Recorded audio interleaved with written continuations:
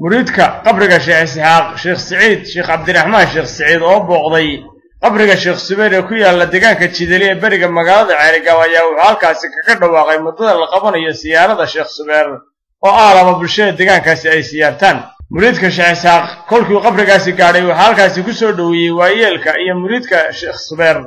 إيا وليبا بالشيء دقان قوبتن شيخاني كواسن يهي أنا قلت هاجن شيخ سبير أول شيخ إسحاق أنا قلت هاجن waxaan loogu yimi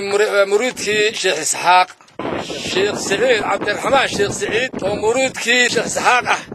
baa ku soo dhaweynaynaa muruud soo dhawow baan leenahay soo dhawow anagu siyaarada balbgeedii maanta taagan sidoo kale wuxuu kormeeray xarunta qabriga iyo agabka ama taarta taala intaas kadibna muruudka Sheekh Isxaaq soo ka hadlaya muddada la qabanayo siyaaradan Sheekh Sabiir wuxuu yiri waxaan ugu baaqayaa siyaarada in la qaban doono dilxij 10keeda بس هنا يمنطونه سيارة شنو وقت كستا وسنة كستا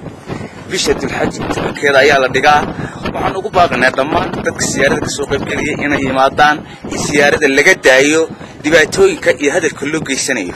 ما أهم موقف سياسي وموقف دعاء إن لا يسمع ما لقول دعايشتو إتكسر السيارة دائما يسمعون الناس اللي بتقولي أكو قالي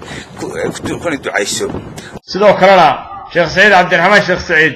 وحب الشدة الدقان كان كل دقن kuwacyi geliyay inay soo dhaweeyaan una jajabnaadaan cid kastoo ka soo qayb galaysa siyaarada Sheekh Sabiir ee ku dhawaaqay dhinaca kalena tababare Axmed Maxamed Ismaaciil Nadal oo kamid ah xubno qurbo joog oo iskoodu siyaaranay Sheekh Sabiir kana mid ah ciyaaryahanadii dhinaca orodada ee caanka ka ah Soomaaliya iyo dalal badan oo dunida kamid ah ayaa qurbo joogta ugu baaqay maadaama ay ka durugsan yihiin oo aanay soo gaari karin inay xagga dhaqaalaha ka soo taageeraan siyaaradan Sheekh Sabiir ee lagu dhawaaqay waxaana xusid gaar ah mudan goobtan inay ka socotay diyaar garowga siyaarada Sheekh Sabiir oo markii horeba bulshada deegaankani ay iskooda ugu tala galsanaayeen waa Cabdullaahi Xuseen Darwiish shabakada caalamiga oo Odweyne News Ceerigaabo